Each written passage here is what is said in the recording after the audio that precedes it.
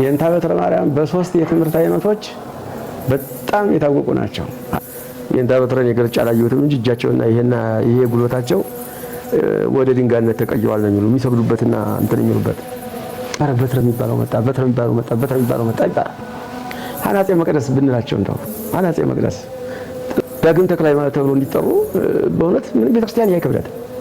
ምንም ከአቡነ ተክለ ሃይማኖት ከና አቡነ ገብረ መንፈስ ቅዱስ ያነሰ ስራ አይደለም በትረ እየሰሩት ያሉት። የእንታ በትረ ናት ሐሜት፣ ወሬ፣ ሌላ ትችት፣ ምግብ አይቶት አያውቅም ይለኛል። ይሄ ከባድ ጥያቄ ነው።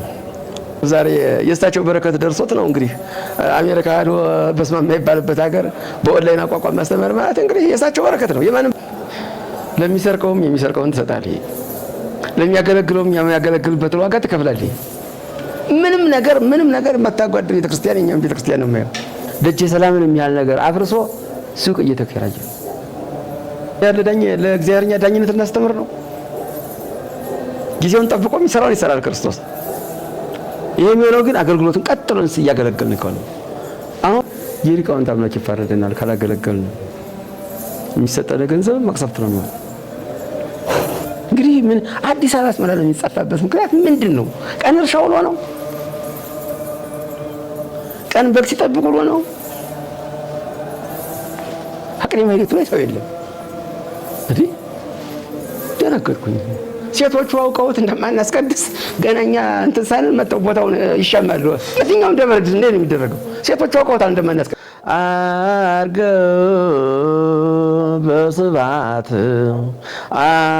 በስባት ውስተ ሰማያ ወነበረ በየማነው ዳግመ ይመጽእ በስብሐት። ውድ ሚዲያችን ተከታታዮች እንኳን ለጌታችን ለመድኃኒታችን ለኢየሱስ ክርስቶስ በዓለ ዕርገት በዓል በሰላም አደረሳችሁ እያል በዓሉን በማስመልከት ልዩ መርሃ ግብር ይዘንላችሁ ቀርበናል። በዛሬው መርሃ ግብራችን ላይ ከሊቃውንት መካከል አንዱን አንስተን ስለሳቸው ቆይታ እናደርጋለን።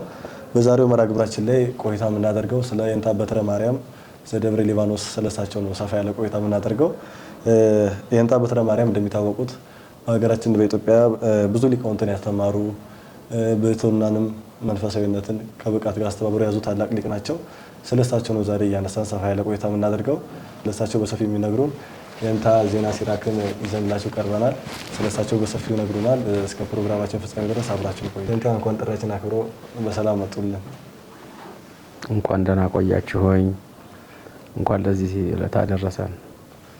ያው የእንታ ዛሬ ስለ የእንታ በትረ ማርያም በሰፊው ልናወራ ነው ፕሮግራም ይዘን የቀረብነውና እስቲ ከትውልድ ስፍራቸው እነሳና የት አካባቢ ተወለዱ የእንታ በትረ ማርያም?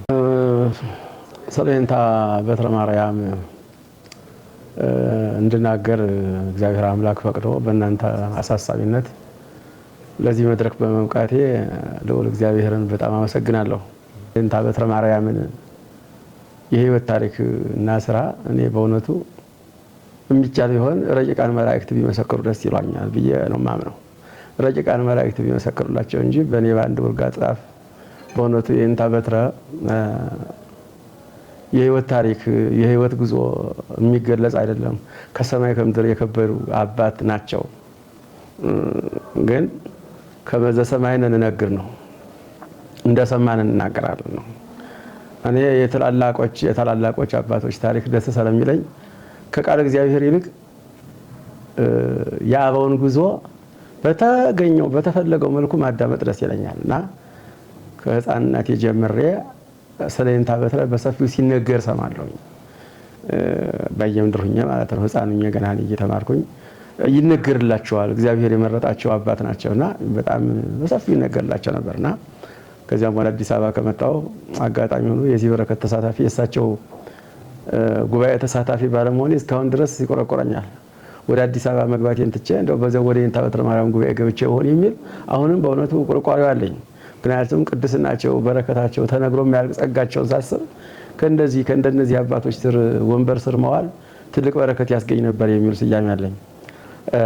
የተወለዱበት የሸዋ ክፍለ ሀገር ነው። የደብሩ ላይ ያው በተወለዱበት አካባቢ ንባብ መጽሐፍ ምናምን ብዙ ነገር ይሄን ዳዊት ምናምን እንደተማሩ ዜማ ነገር እንደተማሩ ያው የትምህርት ኦርደር ይሄው ነው። ያው ዜማ ከተማረ ዳዊት ከተማረ አንድ ሰው ወደ የት ነው የሚሄድ? ወደ ቅኔ ቤት ነው የሚሄድ። እንደተነገረኝ እንግዲህ ልጆቻቸው ጓደኞች ናቸው። በይበልጥ ደግሞ ታናሽ ወንድሜ የእሳቸው ደቀ መዝሙር ነው። ለ7 ዓመት ያሳደጉት ልጅ ነው። ስለ የኔታ በትረ ማርያም በሰፊው ሌላ ወሬ አናወራም። መቶ ሊጠይቀኝ በመጣ ጊዜ ስለ የኔታ በትረ ማርያምና እንዲሁም አብረው ስለነበሩት ስለ የኔታ መራዊ ነው የሚያወራኝና ህይወታቸው በጣም ያስቀናኝ ነበረ። ከዚያ በበለጠ በፊት ከሰማሁት ይልቅ እና ቅኔ ቤት ስሬ መድኃኔዓለም ነው እዚህ ሰላሌ ውስጥ ነው የሚገኝ ታላቅ ደብር ነው። ከዚያ ገብተው ቅኔ ከሚገባው ላይ አጠናቀው የተማሩና እስከ ማስነገር የደረሱ አባት ናቸው። የኔታ በትረ ማርያም በ3 የትምህርት አይነት በይበልጥ ይታወቃሉ። የኔታ በትረ ማርያም ስለ ትምህርታቸው ህይወት ነው ነው ያየርኳለሁት። የኔታ በትረ ማርያም በ3 የትምህርት አይነቶች በጣም የታወቁ ናቸው። አንደኛው ያው የታወቀው አቋቋም ነው።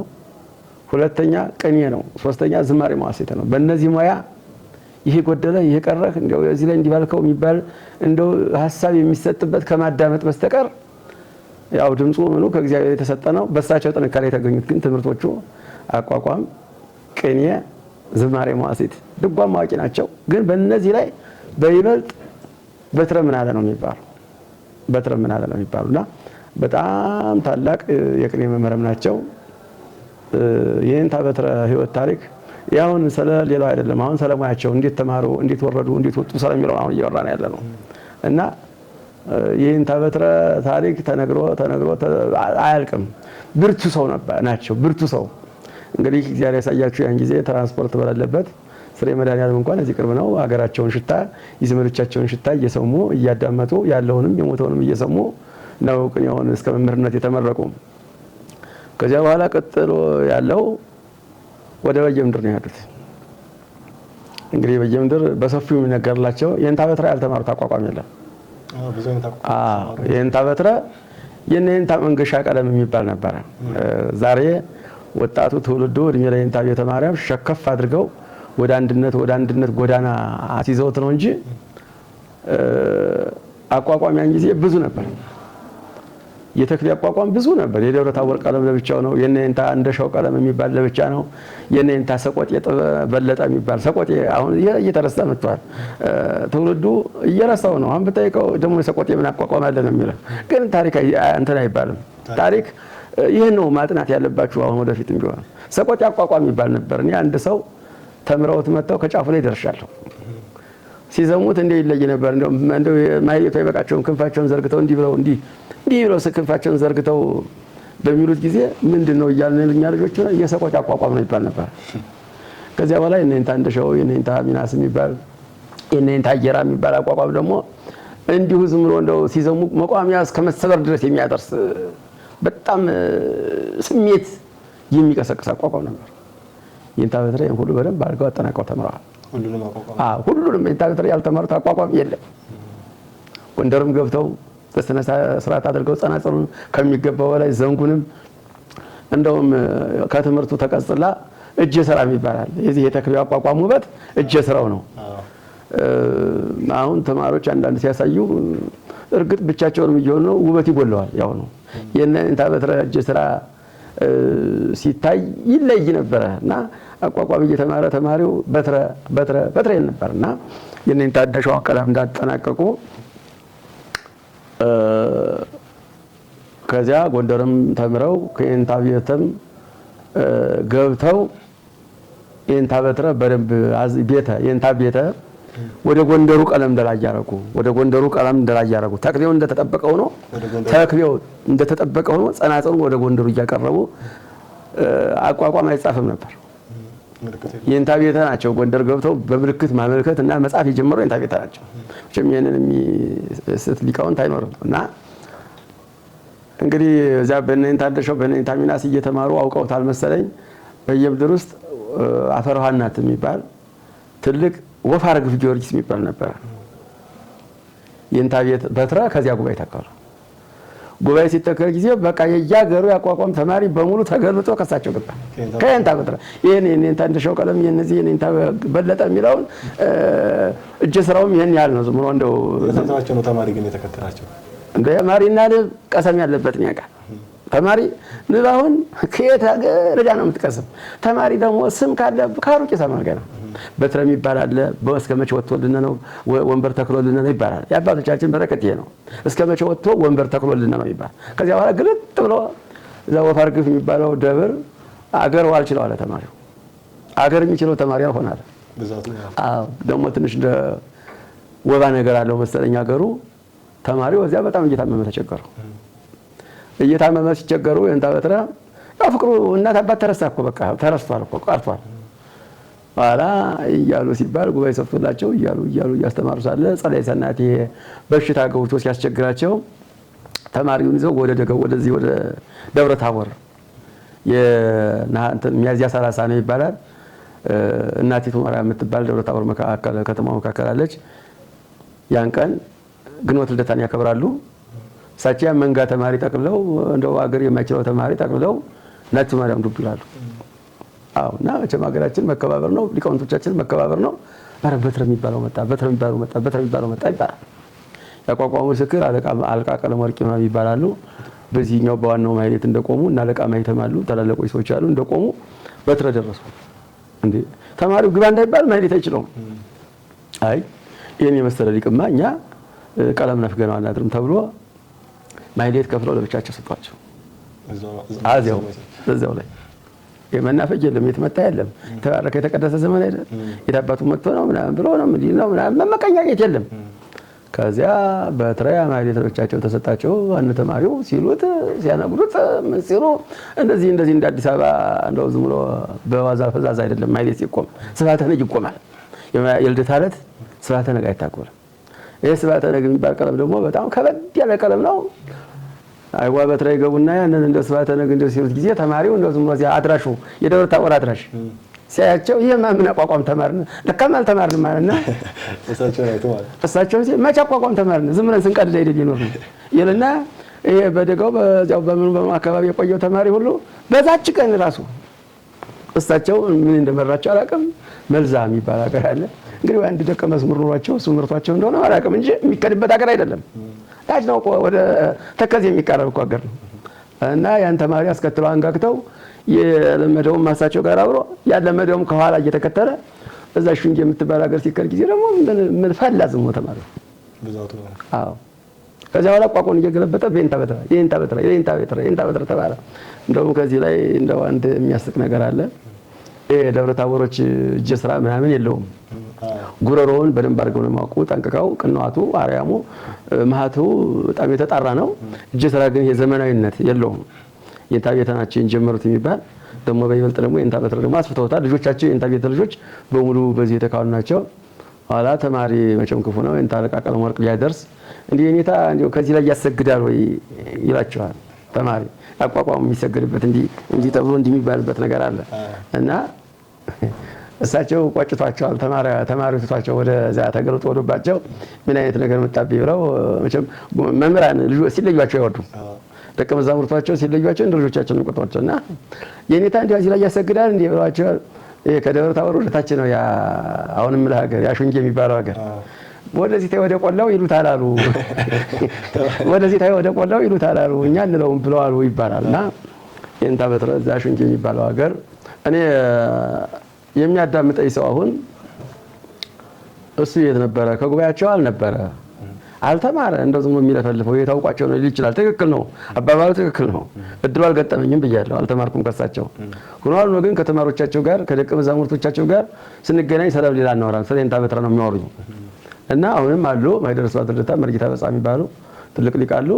እሳቸው ሁልጊዜ ይነግሩኝ ነበር እና እዛ ያን ይዤ ነው እኔም ለምን ተደብቆባቸው ይቅር እኔም የፍቅር ልግለጽ በሚል ነው እንጂ የእንታ በትረን የሚያውቋቸው ብዙ አሉ።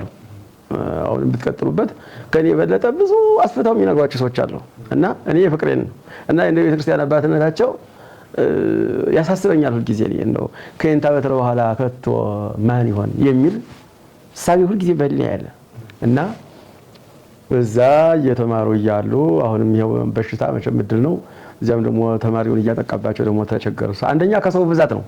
አሁን ሳይንሱ እንደሚያስረዳን እንግዲህ እዚያ ያሳየህ በአዲስ ጠባብ ጎጆ 5-6 ሰው መተኛት ንጽህና ያለ ውሃ የለ። እንግዲህ ተመልከተው እዛ ተማሪው የምግብ ምጥት ይኖራል። በዚያ እያመማባቸው ሲቸገሩ እሳቸው አሁንም ለካም ደግሞ ሌላ አስተምሯቸዋል። የእንታ በትረ ያን ሁሉ ሙያ ይዘውት ትምህርት መጨመር ተነስተው በዛ አካባቢ የሆኑ ልጆች የዙራባ ጽራራያም የታላቋ ገዳም አችን የዙራባ የቃለ ዚያሯ መፍለጫ ዝማሬ ሊያስመሰክሩ ተነስተው ሄዱ።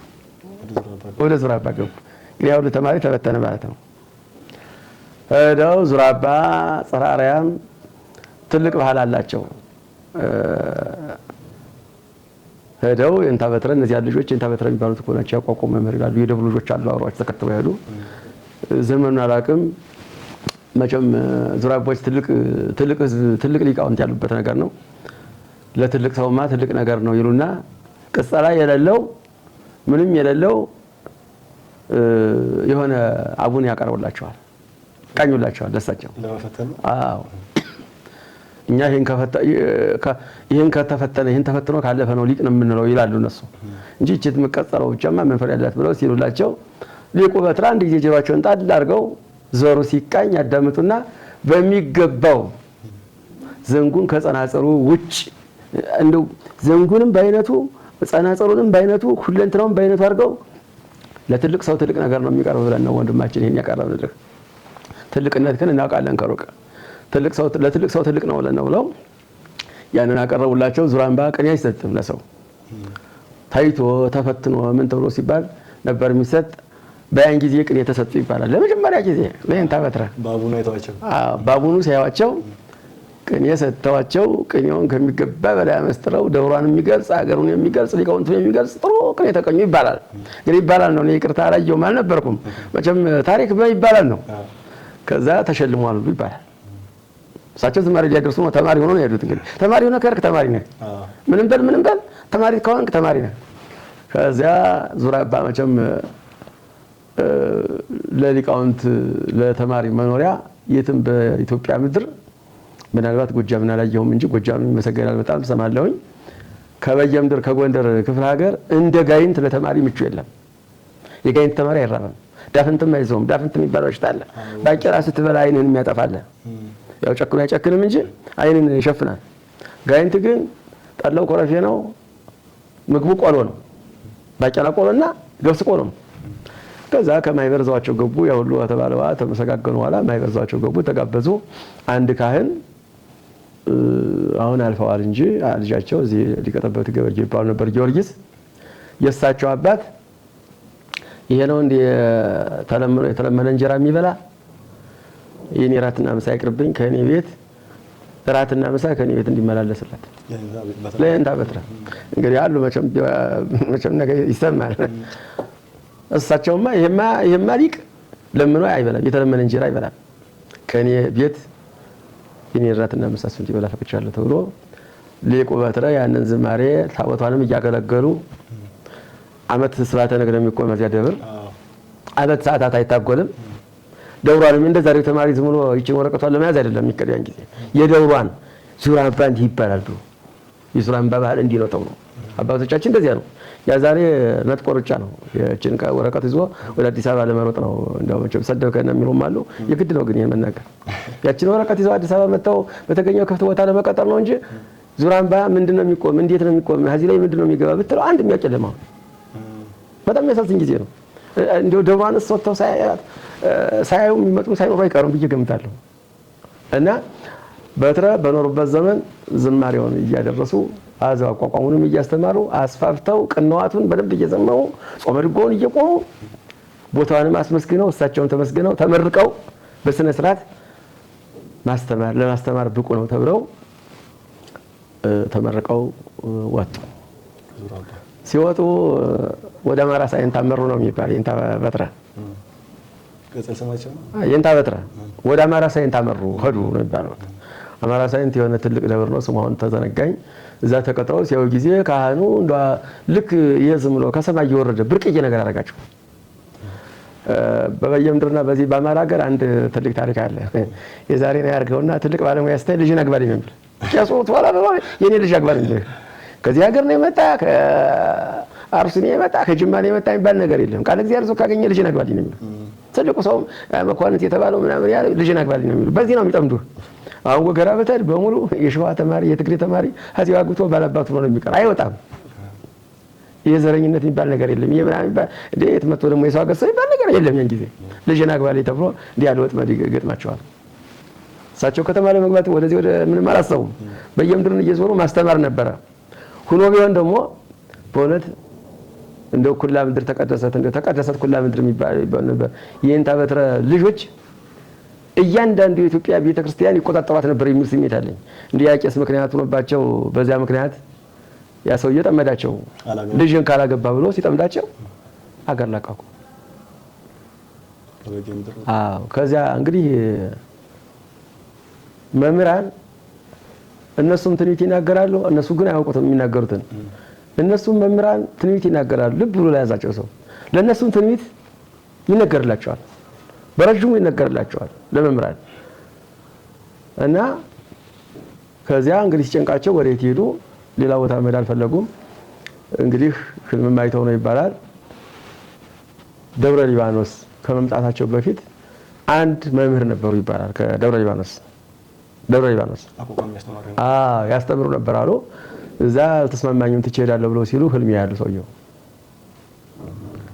ህልም ሲያዩ አንተ የደብረ ሊባኖስ መምህር አይደለህም፣ ጊዜያዊ ነህ፣ ካንተ ቀጥሎ ለሚመጣው አስረክበህ ነው እዚህ ቦታ የምትወጣ፣ ጠብቅ ያስከሚመጣ ተባሉ ይባላል።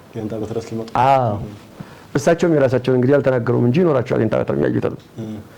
ከዚያ ሲቸግራቸው ተማሪውን እያንጋጉ የጎጃሙን የበየምድሩን የራስታውን የምኑን የትግሬውን አንጋግተው ደብረ ሊባኖስ ይገባሉ። ደብረ ሊባኖስ ሲገቡ ገዳም ነው፣ ጫካ ነው የገቡት። እሳቸው ሱባኤ ነው የገቡት። የእንታ በትረን የገልጫ አላየሁትም እንጂ እጃቸውና ይሄ ጉልበታቸው ወደ ድንጋይነት ተቀይሯል ነው የሚሉ የሚሰግዱበትና እንትን የሚሉበት። እዚያ ህልም ሳያዩ አልቀሩም። እሳቸው ማለት ያልተመቸኝም ለማስተማር የሚመች በየምድር ነው እንጂ ይሄም ሀገር መች ይመቻል ብለው ደግሞ ደብተራው አያስብልም ክፉ ነው የቦታችን ቀለም ነው የሚባል ነገር አለ። ሲያስቸግሯቸው ጊዜ እሳቸው በየምድር መቆላመጥ ነው ይሄን ተው አይባሉ አላህዳለው ሲሉ ያ ሰውዬ አይ አንተ እኮ አትሄድም ይሏቸዋል። ወንበር ተቀያስተናል። አንተ እኮ አትሄድም እንዴት? አይ እኔ ያየሁትም ይሄን ጠብቅ ተብያለሁ፣ ለሚመጣው ሰው እያስረክበህ ነው የምትወጣ ተብያለሁ እንጂ አንተ እኮ አትሄድም፣ አንተ የዚህ ደብር መምህር ነህ፣ ጻድቁም አይለቁም፣ ከእንግዲህ አርፈህ ተቀመጥ ተባሉ ይባላል። ከዚያ በኋላ እንግዲህ ደብረ ሊባኖስ ትልቁ ገዳማችን ትልቁ መመኪያችን ነው። እዛ ተቀመጡ። በጀት እንኳን አልተሰጣቸውም። እንደ ዝማሬ መምህር ነበሩ። በሳቸው ነው ትንሽ በዝማሬ መምህርነት ነው የሚታወቁት። አሁን እንታ በትረ አው መቼም ደንቦ አይቀርም 10 15 ብርም ናት። ያችን የጻድቁ በረከት ነው። እሳቸው አልፈቀዱም። በነገራችን ላይ ደብረ ሊባኖስ የቃል እግዚአብሔር መፍረጫ ነው። የማይደንቀው ቦታ ነው ደብረ ሊባኖስ። ከማንኛውም አድባራት እኔ በአካባቢ ከማውቃቸው ትላልቅ ገዳማት ለምሳሌ ታላላቅ ቦታዎች አሉን እንደነ ተድባበ ማርያም፣ እንደነ መርጦለ ማርያም፣ እንደ አክሱም፣ እንደነ ቤተልሔም፣ እንደነ ሱራን ባሉ በየምድር አካባቢ የንባብ ትምህርት አልተለመደም። ደብረ ሊባኖሶች የምታደንቃቸው ቅባ ቀደም ስለ እንደነበረው የትምህርት ካልኩልን ጠብቀው ነው የሚሄዱት። የትምህርት ካልኩልን ጠብቀው ነው የሚሄዱት። አዎ ንባብ መጀመሪያ ለቤተ ክርስቲያን ትልቁ መሰረት ንባብ ነው። ደብረ ሊባኖስ ንባብ ትምህርት ቤት አለ። ተስተከሚለ ጥሪት ያለ ንባብ። አሁን በኢትዮጵያ ውስጥ ትግራይ ነው ፊደል የሚያውቅ፣ የሌላው ሀገር ፊደል አያውቅም። ካይብና ሳልስ ምናምን የሚለውን ለይተው ንጥር አድርገው የሚያውቁ የትግራይ መምህራን ናቸው። ሌላው እንደው ዝም በተገኘው ነው የሚያነብ። ሀኛ ጀምሮ ሀኛ ከራሲ ጀምሮ ፊደል የመጠንቀቅ ባህሪ የለንም። እንደው ዘለን ድጓ ነው የምንገባ፣ ዘሎ አቋቋም ቤት፣ ዘሎ ቅኔ ቤት። መጀመሪያ ግን ንባብ ነው መጀመሪያ ቤተክርስቲያን መሰረቱ። ደብረ ሊባኖስ እንደው ከጠየቀኝ ራሱ እየወጣው እንዳልሆነ ምክንያቱም ደብረ ሊባኖስ አሁንም ትኩረት ሊሰጠው የሚገባ ወጣቱ ቢበረታና ትኩረት ቢሰጠው ንባብ ትምህርት ቤት አለ። እኔ ሌላው አይደለም ያስደንቀኝ ንባብ ትምህርት ቤት እንደ እንትን ተቆጥሮለት እንደ መደብ ተቆጥሮለት የመምህር ነው የሚባለው። አሁን አንተ የንባብ መምህር ቢሉ ከቁጥር አታስገባውም። እኔም ምን የንባብ መምህር ደግሞ ብዬ ናቃ ውሸት ነው መነሻው። መሰረቱ ግን እዚህ ሀገር አሁን ፎቅ ሲሰራ ስንት ሜትር ተቆፍሮ ነው የሚሰራው? እንደዚያ ማለት አያርገየው። አንድ ትልቅ ህንፃ ሲሰራ ወደ ታች ራቅ ተደርጎ እንደሚቀበል መጀመሪያ የንባብ ትምህርት ነው መጠንከር ያለበት።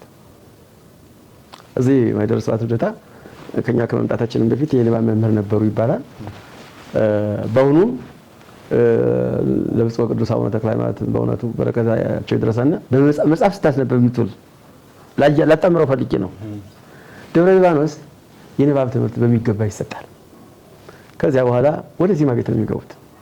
አሁን በየደብሩ መቼም የእንታ በትረን እንደው እናንተ ታግዙኛላችሁ ሐናፄ መቅደስ ብንላቸው እንደው ሐናፄ መቅደስ ሰሎሞን ነው አይደል ቤተክርስቲያንን ሰራ። ምን ያደርገላት ሰሎሞን ቤተክርስቲያንን ሰርቶልናል። የእንታ በትረን እንደዚያ ነው የምሰጅባቸው ከሰሎሞን። አዎ ከሰሎሞን እንደው ከዛ በላይ እንደውም ወደፊት እኔ ዳግም ተክለ ሃይማኖት ተብሎ እንዲጠሩ በእውነት ምን ቤተክርስቲያን አይከብዳትም። ምንም ከአቡነ ተክለ ሃይማኖት ከና አቡነ ገብረ መንፈስ ቅዱስ ያነሰ ስራ አይደለም በትረ እየሰሩት ያሉት። እግዚአብሔር ፈቅዶላቸው እድሜው ሰጥቷቸው እድሜው ይጣቸው ነው ያው ያው ነበር እና ከንባብ ትምህርት ቤት ወደ ዜማ ቤት ነው የሚገቡት። ሰላም ለኪ ብለው ይሄን በትኩረት ያዘልኝ። ከንባብ ቤት ወጥተው ዜማ ቤት ነው የሚገቡት። ከዜማ ቤት ወጥተው ለቅኔ እንኳን ብዙ የታደለ አይደለም ቦታው ማለት እንግዲህ እነሱም ከተቀጀሙ ይቀሙ እንጂ በሳል ነገር አይታይበትም በቅኔ።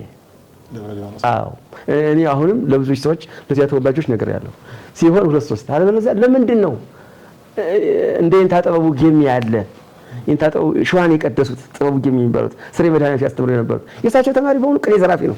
አባቶቻቸው አጫፋጫፋቸው ይደርሰናል በሙሉ ቅኔ ዘራፊ ነው። ደብረ ሊባኖስ እንደዚህ ያለ ሰዎች ተከታተለበት።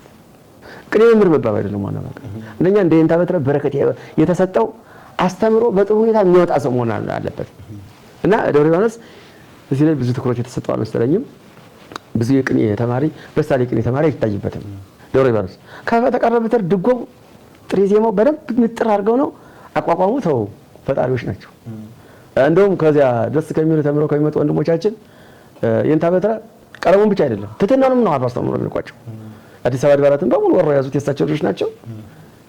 የእሳቸው ልጆች እኔ እንጃ እንደኔ እንግዲህ ድል ምን እንደሆነ አላውቅም። ማህር ናቸው፣ ትትናማዎች ናቸው፣ ቸሮች ናቸው።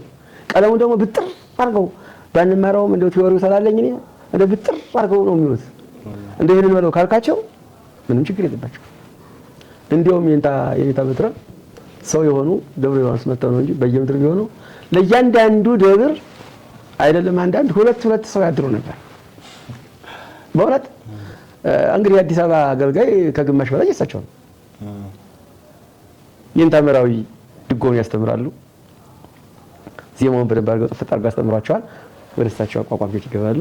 ጥፍጥ ያለ አገልግሎት እየተሰጠ ያለው በእንታ በትረ ነው እና እኔ ሐናፄ መቅደስ ነው የምላቸው። የእንታ በትረ ነው በጣም ተዝቆ የማይዘለቅ ታሪክ ነው ያላቸው። እኔ አፋ ወንድሜ ሲነግረኝ የእንታ በትረ ናፍ የእንታ በትረ ምላስ የሚያውቀው ጸሎትና ለአንዲት ሰዓትም ትሁን ለምን ዳቤ ብቻ ነው። የእንታ በትረ ናፍ ሐሜት፣ ወሬ፣ ሌላ ትችት፣ ምግብ አይቶት አያውቅም ይለኛል። በትርዬ ያቺ በመቁረን የምትመጣ ዳቤ ለዛቸውም ተቆርሳ ሌሎቻችን ሁሉ ተሰጥቶ ከዛች ከተረፈች አንዲት ጊዜ ወይም ሁለት ጊዜ ለቁመተ ስጋ ያህል ነው እንጂ እንደሌላው መምህራን ይሄ ተበልቶ ይሄ ተደርጎ የሚባል ነገር ስጋና ቅቤ የሚባለው ስሙን ካልሆነ እንጀራ ጭምር አያውቁም እና የእንታ በትረ በጻፍም ተጽፎላቸዋል። እርግጥ እጅ አልገባም እኔ ተጽፎላቸዋል። እንደው እኔ የፍቅር እንደው ያለኝን ለመግለጽ ያህል እንጂ የእንታ በትረ ታሪክ በእኔ ተነግሮ የሚያልቅ እንዲያው የሚጨልፍም አይመስለኝም። አበይ መጨለፍ ማለት ነው። ሰፊ ነው ታሪካቸው። ጥሩ እድል ነው። ከእናት ከአባታቸው ማህፀን ሲወጡ እግዚአብሔር እንደ ዮሐንስ ከቀደስኩ ከብሏቸዋል መሰለኝ። እስካሁን ያስተምራሉ። አሁን ሰው ተተክተውበታል። ሰው ተክተዋል። ከሚገርምህ በእውነት እውነተኛ አባትና ልዩ መሆናቸውን የምታውቀው ሌላው ቦታ የሀገር ሰው ተፈልጎ ዘር ተፈልጎ ቋንቋ ተፈልጎ ሲሆን የቤተሰብ የእሳቸው ልጆች ወንድሞቻቸው ልጆች ወርቅ ሆነዋል። እነሱ ልተካለ ዮሐንዱም እዚህ ዮሐንስ መጥቶ በትረ ዮሐንስ ነው ስሙ። ዮሐንስ በትረ ነው ስሙ። እንደው ትርምቱንና ቤቱን እንደሆነ ያዘው እንጂ ቀለሙን ብጥር አርጎ ይዞታል። እና ሳየው የአባቶቻችን ቅዱሳን ይሄን ልጅ የኔ ወንድሜ ልጅ ልተካ ሳይሉ እኔ ወሬ ነው የምሰማ። ሰውየውንም አውቄዋለሁ፣ አስተዋውቀውኛል። ወደ አማራ ሳይንት ነው መጣ የሚሉት እሱ ነው የተው ዓለሙ ሀዚ ቢማር ዓለሙ ሀዚ ቢማር እኛ አባቶች በትልቅ ቦታ ያሉት ይሄንን ቤተክርስቲያን ከሚበድሏት ይልቅ ቢክሷት ከነሱ ቢማሩ ከዚህ አሁን ዛሬ በየደብሩ ስትል ሴት ነው በአብዛኛው የምታየው መድናት እቺ ሴት ከየት መጣች ተባለ ነው ያው ነገር ይሄት ናት የጳጳሱ ያው ነገር ይሄት ናት ያው ነገር ይሄት ልጅ ናት እየተባለ እነንታ በትረን የመሰለው ግን ሙያውን ይዞት ብጥር አድርጎ እንደውም በአማራ እንደው የእንታ በትረ እንደው እውነት ወጣቱ ነው ይሄን ያህል ድምጽ ኖሯቸው ነው ነበር ሲለው በቃ እንደው ያማረ ወተት ይሆናል እሱን እንኳን ተከላል እሱን ተከሳይሉ እንግዲህ ራይና አይተው ይሆናል ገልጾላቸው ሊሆን ይችላል ያንን ሰው እየተከተው ያ ሰውዬው ወንበራቸው ስር ቁጭ ብሎ እያስተማረ ይባባባትና ይኖራል የኢትዮጵያ ሕዝብ በዚህ ቢማ ቤተክርስቲያን ምን እንደምትመስል ይሄ የማይሰራ መሆኑ ወጣኝነት የሚሰራ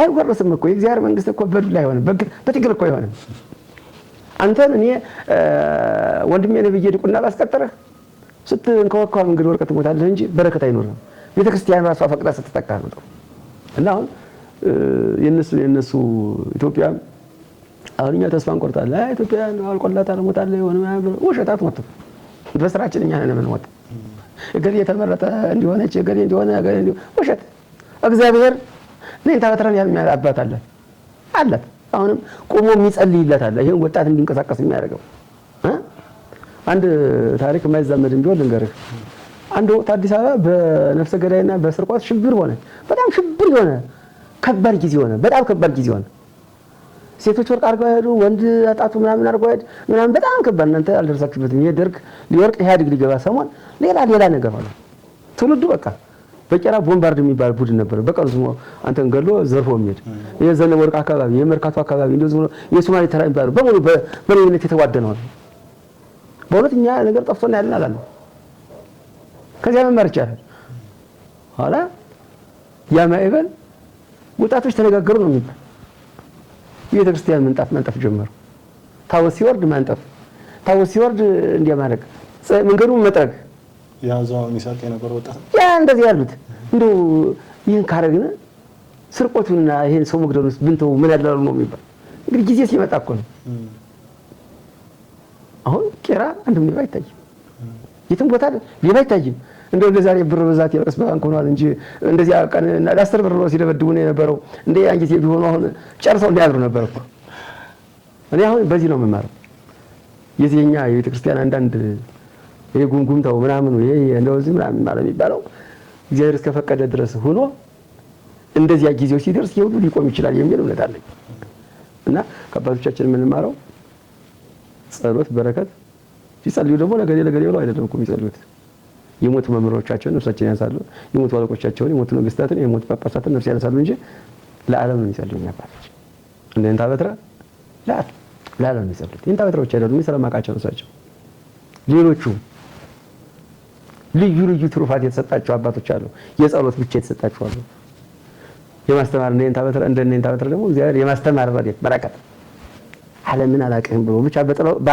በጥላው ስር ብቻ ተጠልሎ ነው የሚኖር ያውቁትም ይሄን አይደል ሲጠመቅ አይጠጡ ሲጋገር አይበሉ ሲታረድ አይበሉ እነዚህ ሰዎች ከዚህ ዓለም ጋር ታዲያ ምን አላቸው ደሞዝ ስጡና አይሉ የሚሰጣቸው ደሞዝም እኮ እነሱ ላይ አይቀበሉትም ተማሪዎቻቸው ምናምን እንደው ገዝተው ለጫው ለምናምን መግዣ እንዲሆን ነው እንጂ እነሱ የእንታ በትራ ገንዘብ የሚፈልጉ ቢሆን ከአሜሪካ እስከ አውሮፓ እስከ ሻያ ያለው ተማሪያቸው አዲስ አበባ ያላቸው ተማሪ በወርቅ ጫማ ያሰዳቸው ነበር እያንዳንዱ 100 ብር እንኳን ቢሰጥ ግን እሳቸው ፍላጎታቸው አይደለም አንድ አባት ነበሩ ለበረከት ብዬ ሲሄድ 100 ብር እንደምናምን ስጣቸው ነበር አይሆንም ተው ሰው እኮ ትዳር በዘው ኑሮ ይዘው እንትን እያሉ ነው እኛ እኮ ገንዘብ አናጣም ከተቀበልን አሉኝ እሰው ይስጥልኝ ብዬ ነው እንጂ ሰው የተጠቀሙበታል ብዬ ነው ለኔም በረከት አይንሲ ብዬ ያቺ ለበረከት ሰጣቸው ለተማሪዎቹ አካፍለው የሚሰጣቸው አንድ ነው አምላካቸው አንድ ነው እነሱ ገንዘብን እንደ ቁጥር ግንኙነታቸው ከፈጣሪያቸውና ከተማሪዎቻቸው ጋር ብቻ ነውና ይሄን ይመስላል ያው የንታኔ እንደምሰማው አሁንም እርሶ በሰፊው ነግሮኛል ግን በሰፊው ነግሮኛል አሁን እና ብዙ መምህራን ትንቢት ይታያቸዋል ለነሱም ይነገርላቸዋል ብሎኛልና እኔም በብዙ ሊቃውንት ታሪክ ሰማዋለሁ እንደዚህ ትንቢት ተነግሮላቸው እርሶ ራሱ ከዚህ በፊት ነግሮኛል የኔን ስም ለአባቴ አንድ መነኩሴ ነው እንደዚህ እንትና በለው ሲወለድ ብሎ ነግሮኛልና እስቲ መምህራን እስካሁን ድረስ ይሄ ነገር አለ? እስቲ ቢያንስ ትውልዱ ስለማያስተውል ለትውልዱ ወደ እንዲነግሩ። እንግዲህ ልትጠፋ የፈለገች ከተማ ግርግርታ ይበዛባታል፣ እምቢልታ ይበዛባታል ይባላል። እኛ በማምነው ነው፣ በማምነው ነው፣ እኔና መሰሎቼ በምናምነው ነው። ምን አገር መምህራን ትንቢት አላቸው፣ እስካሁን ይናገራሉ። ላስተምር ተብለህ መምህር ተብለህ ተሰይመህ ከተቀመጥክ ከወንበር ላይ ከተቀመጥክ መንፈስ ቅዱስ አይለይህም። ያውቁታል፣ የሚመጣውን ነገር ሁሉ ያውቁታል። ትንቢት የሚነገርላቸዋል፣ ትንቢት ይናገራሉ መምህራን በሚገባ ቃል ነው። ይሄን ከጉባኤያቸው ሲገባ ተማሪ ያስጀምረዋል። ጋሲ ማርያም ደግመው ጸሎተ ማርያም ደግመው ሊቃውንት አምላክ ይርዳ ልጄ ብለው ነው የሚያስጀምረው። አይተውህ አይሆን ሲል አይ ልጅ አንተ ቅኔ ቤት ይላል። ዜማውን ያስሞክሩትና እንደው ዝም ብሎ እዚህ አዳምቆኝ ተማሪ አዳምቆኝ ይኑር አይሉ። በእውነት ነው የምልህ፣ በዚህ ነው የማደንቃቸው። መጽሐፍት ቤት ግባ አንተ ክፍል ነው አይሉትም። ክፍል ነው ካሉ ወደ እንትን ወደ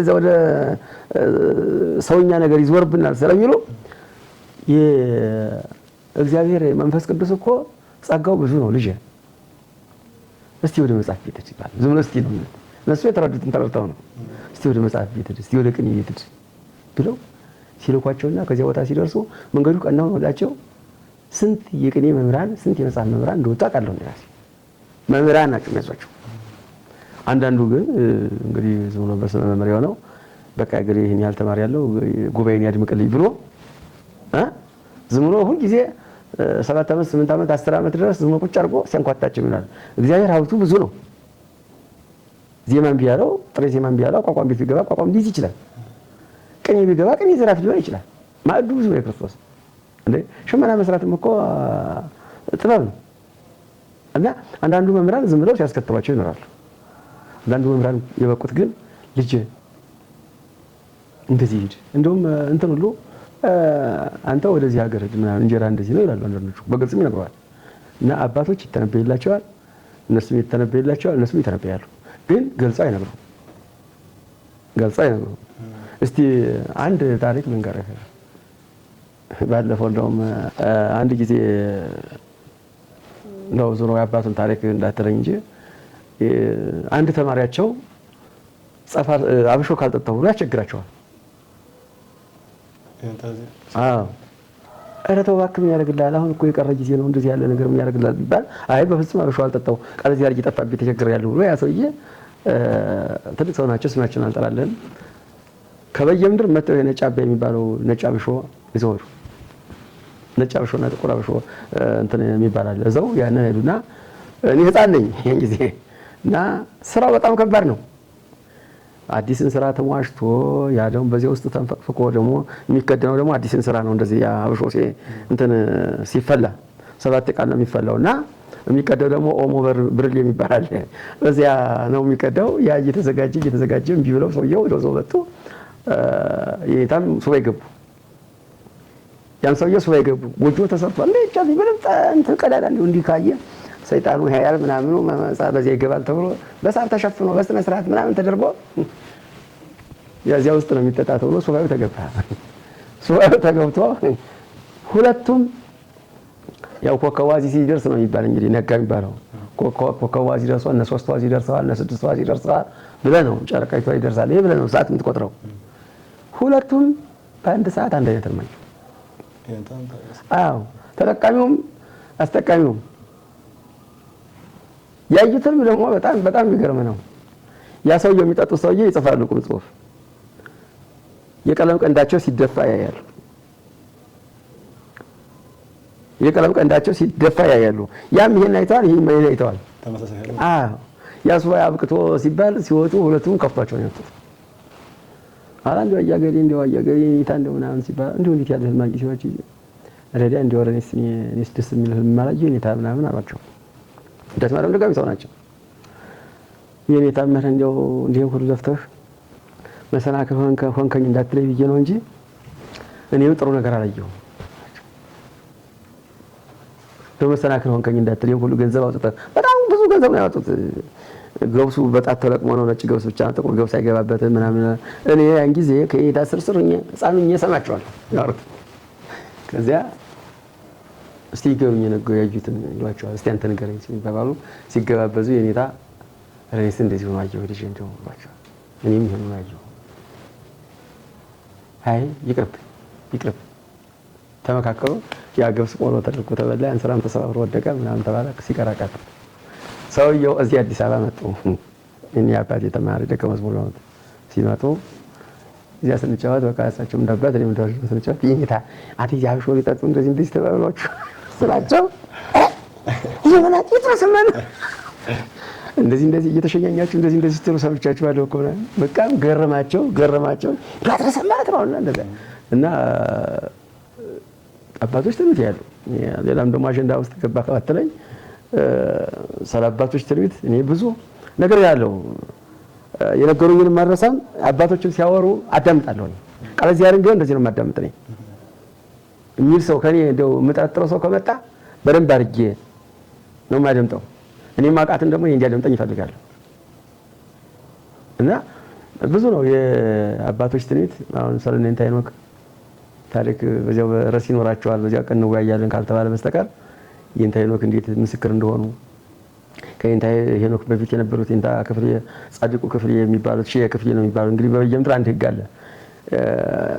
አንድ ስብ ሲሆንባቸው አባት የሚያደርጉት አገሩን ነው። ለምሳሌ ብርሃኑ የሚባል ተማሪ ይገባል። ትግሬ ብርሃኑ ትባላለህ አንተ። እኔ ሼህ ብርሃኑ እባላለሁ። ያኛው ላስቴ ብርሃኑ ይባላል። በአባትየው ሳይሆን በአገሩ ስም ነው። ሼህ ብርሃኑ ትግሬ ብርሃኑ ይባሉ ነበር። ሼህ ክፍሌ ትግሬ ክፍሌ ይባሉ ነበር። ጎንደር ደግሞ እንደዚህ እና አሁን እነዚያን ታሪክ ባነሳለህ ከእንታ ከጻድቁ ክፍሌ ጀምሮ አባቶች የነገሩኝ በነገርህ በጣም ይበዛል። ይሄን ያህል ነው ደግሞ የዚህ ያህል በጣም ከበድ ያለ ግርማ ደስ የሚል ዝም ቁልጭ አለ እና ህልም ይታያላቸዋል፣ ትንቢት ይታይላቸዋል። ሰው ህልምን ዝም እንደ ጨዋታ መጫወቻ አድርጎ ዛሬ እንዲህ ያለ ህልም አየሁ ይላል። ይሄ ስህተት ነው ሲጀመር አይባልም። ህልም የሁለት ሰው ትርጉም ነው። ያሳየውና ያየው ሰውዬ ነው። በምስጢር ነው። ክርስቶስ ላንተ ህልም የሚያሳየህ በምስጢር ነው እንጂ የሚያሳየህ እናትህን አባትህን ወንድምህን እህትህን ጠርቶ አይደለም ህልም የሚያሳየህ። እና ትውልዱ ይሄን ቢያውቅ እንደው ዝም ደፋር ተወዳለ። ዛሬማ እንደው ቀይ ሴትዮ መጣ ቁመቷ ሰባ እየደረሰ እግሯ ጫማዋ እየደረሰ ሀሲብላ እንዲህ አድርጋይ ስማኝ አንቀንታይ ምናምን ይባላል። ቢሆንም አይነገርም። ሲጀመር የኛ ብቃት ከመላእክቱ ከጻድቃኑ ከመቤታችን ጋር እንዲህ አድርጎ የሚያሳድረን እኛ የከረፋ ሰውነት በኃጢአት የሰከረ ሰውነት ተሸክመን ዲቦ መናገር አግባብነት የለውም። ትውልዱ በዚህ ይባል ጥሩ ነው። መቤታችንም ያለ ንግስት እንደው ስንቶቹ የበቁት እንኳን ታየችና ነው ነይ ታየነ ማከሻ አነጋግር መልስ ጭነ ነው እንጂ የሚሏት ነገ ሚካኤል መከረኛ አለ በየቤቱ ዝም ብሎ ቀይ ሰውዬ ረጅም ዛሬ እንዲህ አየሁ ይላል። ይሄም ድፍረት ነው። ይሄም ባይባል ጥሩ ነው እንደኔ እና ይሄን ይመስላል። ህልም ያሉ መምህራን ጥቅሉን ህልም ያሉ ትንቢት ይናገራሉ። ባለፈው ነገር ያለው ትንቢት ምን እንደሚመስል ትንቢት አለ። አሁንም አሉ አልጨረሱም። አሉን እኮ ጠርጠሩ አባቶች እኮ አሉን እኮ ከምግብ ተርቀው ሴት ያበሰረውን አልበላም የሚሉ አባቶች እኮ አሉና ራሳቸው ፈጭተው ጋግረው በልተው የተረፈውን ደፍተው የሚያድሩ አባቶች አሉና በሶስት ቀን አንድ ቀን አሉና አሁን የሚታወቁ አባቶች አሉ። እና እንግዲህ ኢትዮጵያ በማን ነው ቆማ የምትደረው? በእኛ እኛማ ምን እየሰራን እንዳለ ታውቀዋለህ። እና እኛ ተስፋ ማንቆርጠው እኮ በዚህ ነው። በቤተ ክርስቲያናችን ላይ እኮ ተስፋ ማንቆርጠው እነዚህ አባቶች አሉ። ይሄን ሁሉ ጣጣ የማያውቁ በዚህ ነው ትንቢት ትንቢት ይናገራሉ። ምን እንደ ነቢያት ይሄን አሉ ይወለዳል ሲሉ ቆይተው አይደለ ዘመኑ ሲደርስ የተፈጸመ እና አሁን እንታ በተረኮ በጽሞና ላይ ተማክራቸው ስለ ነገይቱ ቤተክርስቲያን ስለ ቀጣይቱ እኮ ያውቃል። ያንን እኮ ዘመን አንድ ልጅ ሲሞት ቤተክርስቲያን አለቀላት እንላለን ድፍረታችን። እግዚአብሔር ከዚያም የበለጠ ሰው ማዘጋጀት ይችላል። ከዚያም ያነሰ ሰው እንድትጠፋ እንኳን ባይፈልግ ተዳክማ እንድትቆይም ከፈለገ ያርጋል። ቤተክርስቲያን ስንት ጊዜ እኮ ስርዓት ተናጾባቸዋል እኮ እና ይሄን ይመስላል። አባቶቻችን ትንቢት ይናገራሉ፣ ይመሰክራሉ። አይንታ አሁን በተለያየ በሶሻል ሚዲያው ላይ እንደዚህ ኢትዮጵያ ከዚህ በኋላ ጠፋለች እንደዛ የሚባሉ አሉና ትክክለኛው ትንቢትና የመምህራን ትንቢት የቤተክርስቲያን ትንቢት የትኛው ነው? ውሸተኛው የነጋዴው ህልም የትኛው ነው የሚለውን እሱን ነገር ልይት አድርገው እንዲያሳዩ ነው። ምን መሰለህ ሆዱ ጎሎ ያደረለት ተስፋ መቁረጥ አይደለም እኮ ኢትዮጵያ አጥፊዋም እኛ አይደለንም አድናም እኛ አይደለንም እኮ ኢትዮጵያንም እኮ የእግዚአብሔር ሀገር ናት ብሎ ሀገረ እግዚአብሔር ተብላለች እኮ እንዴ ዓለም ሲጠፋ ትጠፋ ይሆናል። ዓለም ሲሻር ይሄ ቅጥፈቱ በስቶ በዕለተ ምጽአት የሚጠበቀው ነገር አለ ይሆናል። ከዛ ውጭ ኢትዮጵያ ትጠፋለች ብሎ መተንበይ ዝም ብሎ ነው። የኛ ሰው ችግር አለበት። የኔ ስህተትም ሊሆን ይችላል፣ የኔ የግል አስተሳሰብም ሊሆን ይችላል እና የኔ ለአይምሮህ ላይ አይቀበለው ገሌ ክፉ ሰው ተሾሟል ይህች ሀገር አለቀላት ይላል አይባልም እንዴ። ዋነግስ ብእሴ መደሎ ይላል ቄሱና አለቃው ተጣልተዋል። ዋነግስ ብእሴ መደሎ ብሎ ሲያነብ ይሄሎ ተሰን እኮ ነው እንዲህ የሚለው ታለዋል። ዝቅ ብለህ አልበው ግድ የለም ሲለው በእንተ ከየተ ህዝብ ይላል።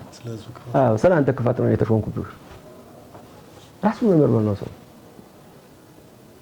ሰው ክፉ ሰው ስለተሾመ ሀገር ይጠፋል ህዝብ ይጠፋል ብሎ ህዝቡ የሚጠፋ በራሱ ሀሳብ ነው፣ በራሱ ጊዜ ነው፣ በራሱ ክፋት ነው የሚጠፋው። በሰው ክፋት ሰው አይጠፋም በምንም ታምር። እኔ በዚህ እድሜ ተማርኩት ነገር አለ። እኔ በህይወቴ እንደው አንድ ነገር ልንገርህ፣ የማመጻደቂ አይደለም። ሰው ሲጣላይ በጣም አቆላምጬ ነው የሚሆነው፣ በጣም አቆላምጬ ነው። እንደ ዝቅ ብዬ እንዲህ ጠልቷል እንዲህ አምቷል ያሉኝ እንደሆነ እንዲህ የሰማው እንዳይመስለው ብዬ በእውነቴ ነው የምነግርህ። አንድ ጊዜ ማይደርስ ስላደረታ ስራ በሆነ ምክንያት አቆምኩ እና አንድ ይቅር ሰውዬ ነው አይመለስብኝም ብሎ በቃ ትግል ውስጥ ገባ። አይመለስም እሱ ከተመለሰው የማጅራቱን ፍየገለዋለሁ ወይ አንደው ምናምን የሚል ነገር። አባቶች ደግሞ በእውነቴ ነው የምልህ ሸዋውም ትግሬውም ወሎየውም እንደው ጎንደሬውም ምኑም ይመለስ ጥሩ የዋህ ነው እሱ ምን ከመናገር በስተቀር ሌላ ምን ያውቃል ይመለስ ቤተክርስቲያኒቱን ያገለግላል ብለው እነዚያ ደግሞ በኮሚቴ እገሌ አይደለም በእውነት ያኛው እንግዲህ የተቃወመ ከአባቴም ሲማር የነበረ ሲመጣን በእንግድነት የተቀበልኩት ሰው ነው። ኋላ ራሱ እኮ እንዲህ ብሎ ረብሾ ብሎ ሰው ነገረኝ። ባይነግሩኝ ጥሩ ነበር። ኋላ ምን ላድርገው እንግዲህ ሰውዬ ሊሰቀቅ ነው ሳይሄድ ይችን ነገር ስለተናገራት አሁን ሰውዬ ሲሄድ ሊሰቀቅ ነው አልኩኝና መላት መለርኩ። እዛ ቤተክርስቲያን ሰል መጀመሪያ እሱን አገኘሁት አቀፍ የሳምኩት እንደው ያስትጨነቅበት የኖርከው እንደው ወንድማችን ወጥቶ ቀረ ቤተክርስቲያን እንዲላ ስራ ከለከለችው ብለህ ስትጨነቅ መከራን ስታይ ነበር ይሉ ተፈጽሞልኛል ደስ ይበል ብዬ ሳምኩት። አለቀ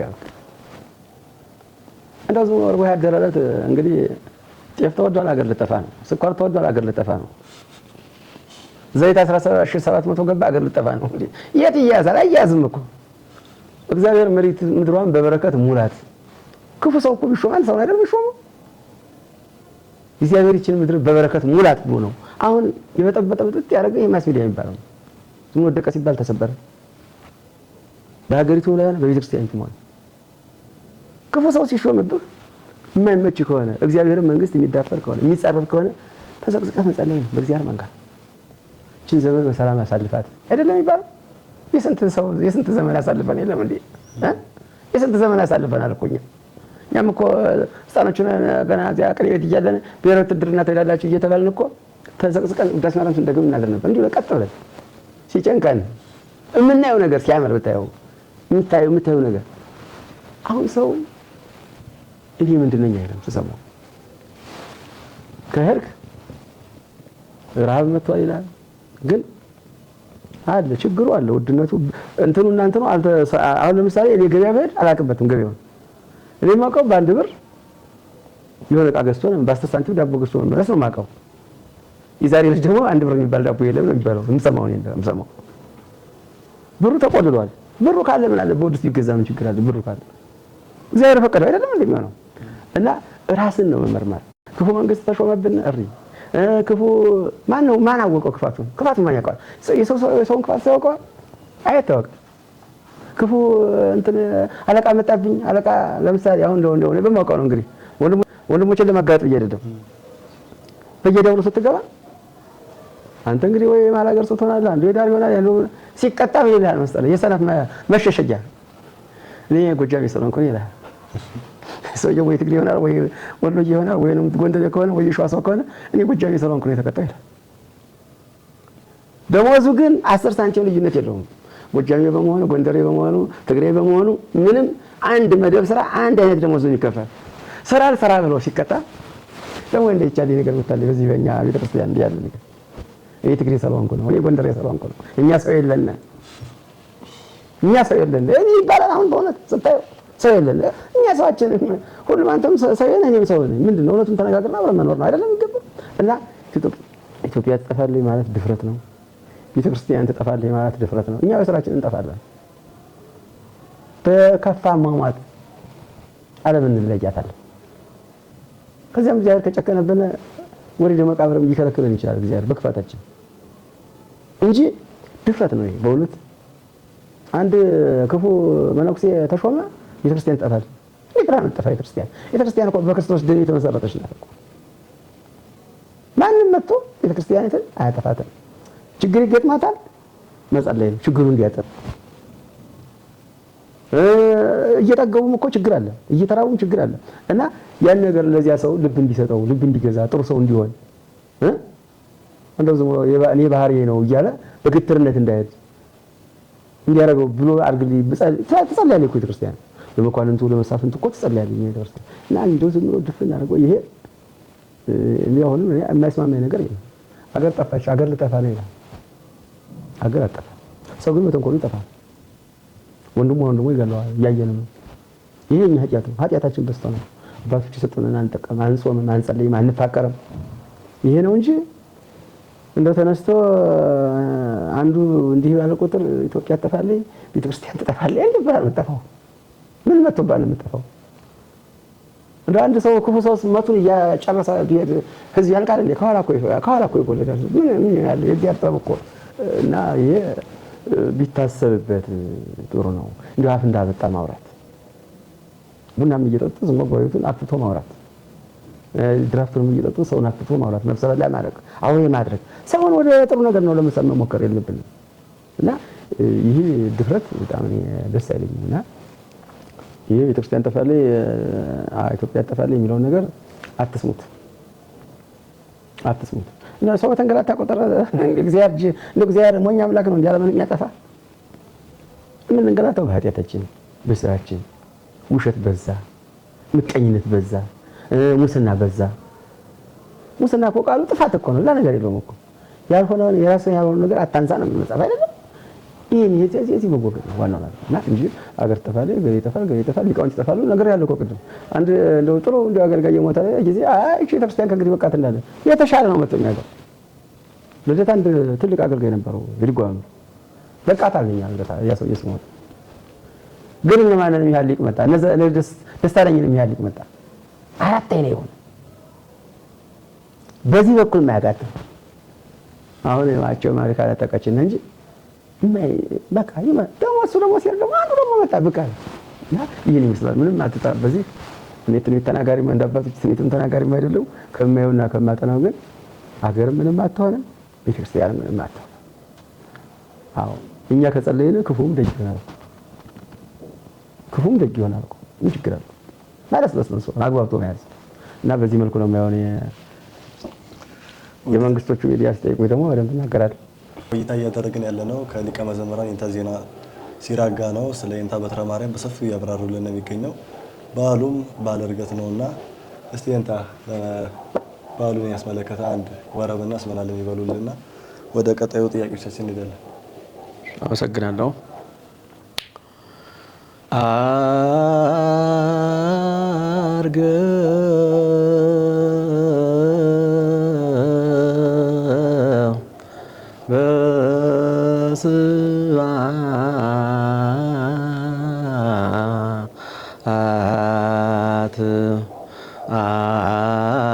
አርገበ ስብሐት ውስተ ሰማያት አርገ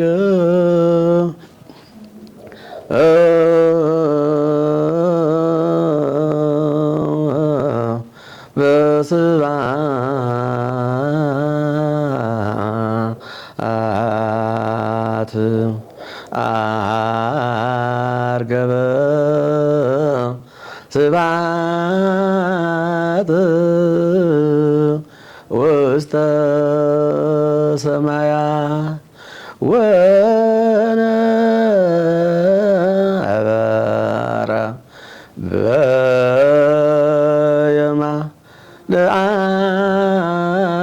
በየማንአውኡ ዳግመ ይመጽእ በስብሐት ወነበረ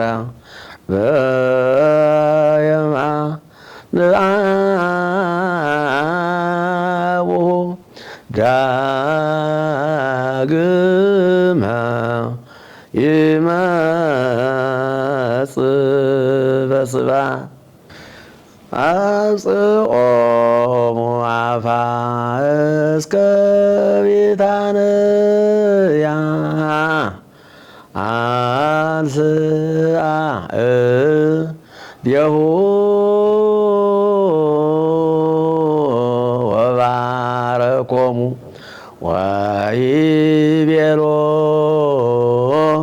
ወይቤሎሙ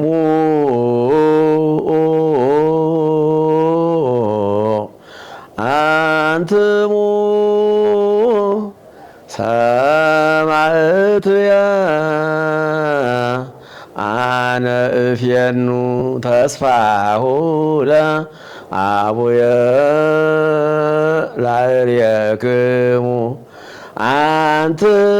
አንትሙሰ ንበሩ ሀገረ ኢየሩሳሌም እስከ ትላበሶ ኃይለ ማርያም። እኔ መስራኝ ቃልት ያሰማልን። እንታ ወደ ቀጣዩ ጥያቄ እንሂድና እቺስ ሰሌንታ በተማረ ማርያም ነው በሰፊ እያወራን ያለነውና አሁን እሳቸው ከእሳቸው ከወጡ መምህራን መካከል ይጥቀሱልና አሁንስ እሳቸው በጸሎት ብቻ ተወስነው ነው የሚገኙት ወይስ እስካሁን ድረስ እያስተማሩ አሁን ያሉበትን ሁኔታ ይንገሩና ከእሳቸው ከወጡም ደቀ መዛሙርት መምህራን መካከል እስቲ ይችላል ይንገሩ። እንደው ይሄ ከባድ ጥያቄ ነው። ምን የአዲስ አበባ ቤተክርስቲያን በሙሉ ብትለው ይሻላል። በእውነት ያለ ማጋነን ነው፣ የለ በጣም አይደለም። የአዲስ አበባ ቤተክርስቲያን ተከፍታ ያለችው በአብዛኛው ደቀ መዛሙርት የኔታ በትረሾች ናቸው። በእውነት ከብቃት ጋር ከጥራት ጋር ከጸባይ ጋር ከትህትና ጋር ያሉ እንደው የእሳቸው ልጆች ናቸው። በእውነት እኔ እንደውም ትልቅ የማደንቀው እሳቸው ጉባኤ ገብቼ ቢሆን የሚል ጸጸት የሚይዘኝ እንደው የደቀ መዛሙርቶቻቸውን ትህትና እንደው የሙያ ብስረት ሳይ ወይኔ እንደው አዲስ አበባ 47 የጨረስኩትን 7ቱን አዚያ አሳልፌው በሆነ እያልኩኝ እስካሁን ቅሬታው አለኝ በውስጤ እና ማን ልጥቀስልህ? ምን ጊዮርጊስ በተለይ የእሳቸው ነው። እንደው በአብዛኛዎቹ ስማቸውን ያስኩትም እንጂ ጊዮርጊስ የእሳቸው ልጆች ናቸው። አማኑኤል በተለይ የእሳቸው ልጆች ናቸው። ዮሐንስ በተለይ የእሳቸው ልጆች ናቸው። ልደታ በተለይ ምን ብስራት በሁሉ ቦታ የነወሬ መድኃኒዓለም በየትም ቦታ ብትገባ የኔታ በትረ በረከት የሌለበት የለም። ልጆቻቸው እንደው ለምሳሌ በቅርበት ማውቃቸውን እንደው ልወሰድልና የቀለም ቀን እንደሚባል እዚህ ወንድማችን ታላቅ ወንድም አለና ጥሩ በረከት ያለው ገነተ ጽጌ ቅዱስ ጊዮርጊስ ማነው ሰው ጠፋ። አዎ እንደው አገልግሎቱ ትህትናው እንደው በጣም የተለየ ትልቅ ሰው ሊቀጠበት ጌትዬ ይባላል አለ። አሁን እሱ ሌሎችም ደቀ መዛሙርት ከሱ ስር ነው የሚያገለግሉትም የኔታ በትረሾች ናቸው። እና እንደው መቼም ደግሞ ወደ ቦታው እኔ እንግዲህ በቅርበት ስለማውቃቸው ነው። እኔ ዮሐንስ ስለሆኑ አዳርቻቸው ሳይሆን ከዛ ርዕሰ ደብር እንግዳ የሚባል የቀለም ቀንድ እንደዚህ የጌትዬ ጓደኛ ነው። በጣም ጥሩ ካህን ጥሩ እንደው የሚጠየቅ ሰው ማንኛውም ነገር የሚጠየቅ ቀስ ያለ ሰው ነው። ረጋ ያለ ሰው ነው። በድጎም ቢከድ በአቋቋም ቢከድ በጣም የተረጋጋ ካህን አለ። ከዛው አሉ ርዕሰ ደብር አበጀ የሚባል አለ። ማህሌት የማይበቃው ዝም ብሎ እንደው መላካ ይለዋል። እንደውም ቅጽል ስሙን እንደው ሲያሳምረው እንደው የተለየ ነው። ዝም ብሎ ዜማ ዋቂ ነው። ዳዊትን ሲያነበው ልዩ ለዛ አለው የሚያምር እዚያው ዮሐንስ አለ። እዛ ደግሞ ግዛቸው የሚባል ደግሞ ቀይ ጌታ ግዛቸው ብሎታል። አሁን የቀኝ ግራ የሚለው እንኳን ተውትና መርጌታ ወርቅ የሆነ እንደ በሁሉም የማያረዳ ምን እነግርሃለሁ? ምን የእሳቸው ልጆች ምን እንግዲህ ያ የእሳቸው ወንድም ልጅ ነበረ የታቸው ልጅ ነው ወንድም ልጅ ዮሐንስ የሚባለው እንቁ ነበር እንደዚህና እኔ ዮሐንስ መር እነሱን ለማየት ያሳምሩታል። መቼም በዚህ በእንተኑ በአርባ ጾም አሉ እንግዲህ ሌላ ሊቃውንቶች አሉ። እነ ሊቀ ጠበብት ሰይፈ የሚባሉ እነ መልካሙ የሚባሉ ብዙ ሊቃውንቶች አሉ። ግን የእንታ በትረ ልጆች ከሁለገብነት ጋር በጣም ደስ ይላል። በማይደረ ስብሐት ልደታም ሊቀ ጠበብት ሀረጋዊ የሚባል አለ። ወርቅ ልጅን ባቋቋም መምረት በእንታ አዲስ ግሪ ተተካ ማር እንደው ድምፁ ማር ጸባዩ ማር ለአባቶቹ ቀናይ እንትን ያለው አለ እሱ። ሌሎችም ላይ ኢየሱስ የሚባሉ አሉ፣ እንደ ደበበ የሚባሉ አሉ። የእሳቸው ልጆች አይደሉ አሁን አክብረው እንደው ተንከባክበው ያዙን ቤተክርስቲያኒቱን ያዟት እና የእንታ በትረ አይነገርም። እንደው በእውነቱ የእሳቸው እንጃ እኔ ምን አይነት ማይጸን እንዳፈራቸው እድለኛ ናቸው ለቤተክርስቲያን። እንደውም አዲስ አበባ ቀርበው ነው የጉባኤ መምህር በመሆን ብዙ ደቀ መዛሙርት እንደሳቸው የሚወጡት ሊቃውንቶች በዚህ በከተማ ተውጠው ቀርተው ነው እንጂ የእንታ በትረ ልጆችማ ምን ቁጥር መስፈር አልቦ ሁልቆ አልቦ መስፈርት ነው በእውነቱ። በበየምድር በተድ እንደ መቼም ለራሴ ቆርሶ ያሳነሱ እነ ሊቀ ጠበብት ተክሌን የሚያርስ ይኸው ዛሬ የእሳቸው በረከት ደርሶት ነው እንግዲህ አሜሪካ ሄዶ በስመ አብ የማይባልበት ሀገር በኦንላይን አቋቋም ማስተማር ማለት እንግዲህ የእሳቸው በረከት ነው። የማንም በእሱም ይላል የአባቴ የእንታ በትረ በረከት ነው። 3 አባት ነው ያለኝ ነው የሚለው ሊቀ ጠበብት ተክሌ። ወላዲ በስጋ መውለድ አባቴ የእንታ ሲራክ፣ የቀለም አባቶቼ የእንታ መራዊና የእንታ በትረ 3 ናቸው አባቶቼ ብሎ ነው የሚነግረኝ ለኔ። ወደፊትም ወደ ኢትዮጵያ መምጣት ከፈለኩኝ ፍቼ ነው የምቀመጥ። መኪናዬን ገዝቼ ማታ ደብረ ሊባኖስ አድሬ ነው የምመለስ። ሁሉ ጊዜ ይሄ ምኞቴ ነው የሚሉ አሁን ሲናገር ይሄ ሁሉ የእንታ በትረ በረከት ነው። ምን ነገር ዘልቃለሁና የእንታ በትረ ሀብት ብዙ ነው። እንደው በእኔ ሀብት ተነስታ አያልቁም። ቅድም ነገር ያለው የማይሞቱት ሊቃውንት በመሰከሩላቸው እንጂ እኔ ምን ፍሬ ያለው ብያለሁ። ይሄን ይመስላል የኔ ልጅ አሁን ያለበት ሁኔታ ነው ማለት ነው። የእንታ በትረ እንግዲህ እኔ አሁን በአሁን ደቂቃ አላውቅም እንጂ እስካሁን ዝማሬ ያስተምራሉ። እርግጥ የተፈጥሮ ነገር ከባድ ነው። ጀሯቸው እንደሚያስቸግራቸው ተነግሮኛል። አሉ ብዬ ነው የምነግርህ። እኔ አይቻለሁ ብዬ አይደለም የምነግርህ። የሰማሁትን አባቶች የነገሩኝን ደቀ መዛሙርቶቻቸው የሚያጫውቱኝ ነው እያጫወትኩ ያለው እና ትንሽ ጀሯቸው አከር ያደርጋቸዋል። ግን ሊቃውንት ደግሞ በዚህ አይነት ታሪክ አላቸው። ልንገርህ፣ ጀሯቸው ቢብሏቸው ወሬውን ነው የማይሰሙ፣ ቀለሙን ይሰሙታል። እኔም ከተለያዩ ሊቃውንት አይቻለሁ። ቃለ እግዚአብሔር ሲጠፋ ይሰማሉ፣ ንባብ ሲጠፋ ይመልሳሉ። ወሬ ብታወራቸው ጩኸ ብታወራቸው አይሰሙም ወሬውን። ይሄ እግዚአብሔር ረቂቅ ስራ ነው። በእውነት የማደንቀው አንዱ ይሄ ነው። ከወላጅ አባት የተረድቼው ነው። እኛ ስናወራቸው አይሰሙም፣ ቃለ እግዚአብሔሩን ግን ይመልሳሉ ሲጠፋ። ዳዊት ያሳሰት ስንክሳር ሲያነብ ያሳሰት ይመልሳሉ።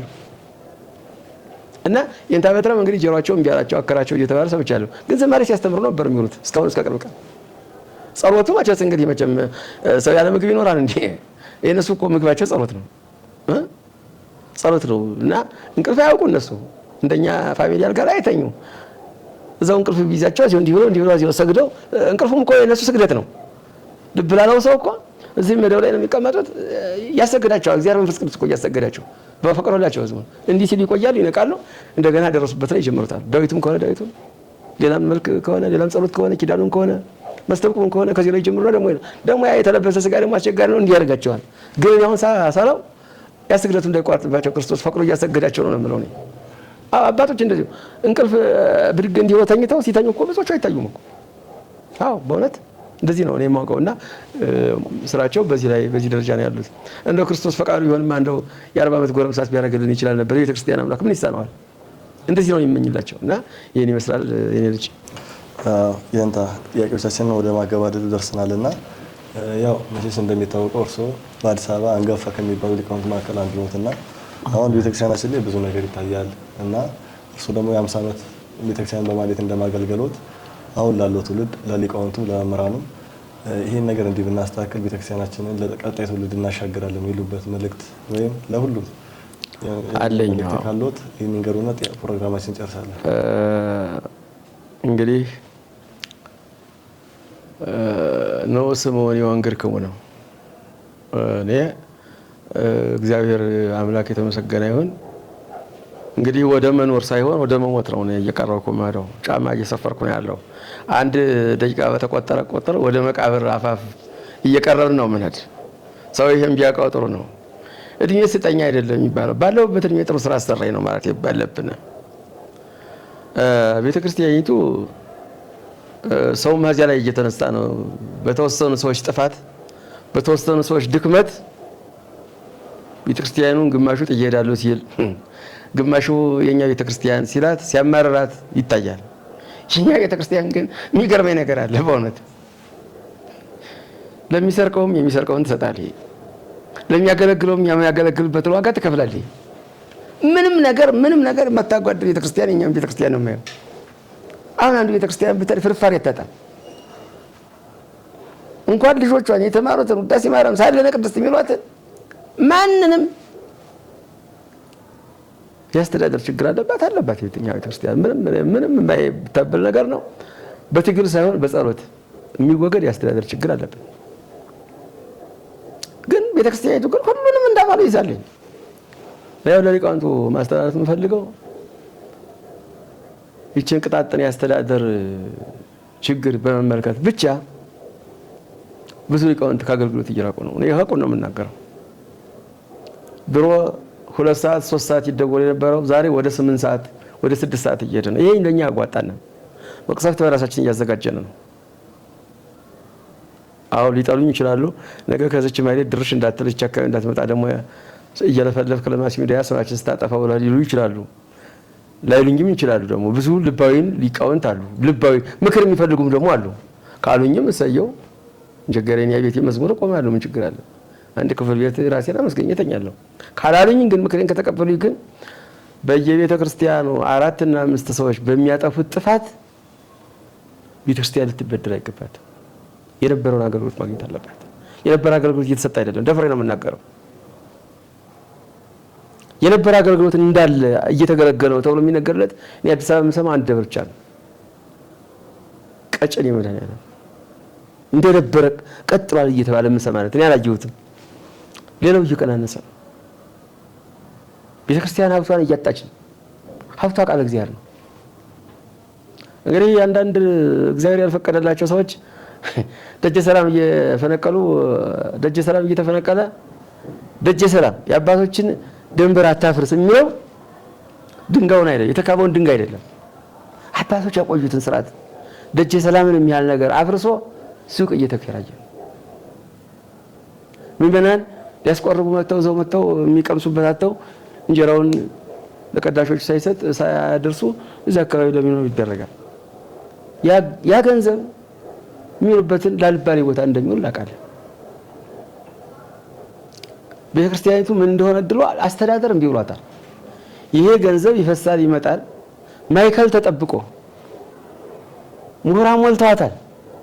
ምሁራን ብድግ ሲሉ ጭንቅላታቸውን ያስመጣቸዋል እንጂ ማይከል ተጠብቆ ስሙን የሚድረሰው እያንዳንዱ የገጠሪቱ ቤተክርስቲያን እንድትቀደስ ክርስትና እንዲነሳባት ቢደረግ ጥሩ ነው።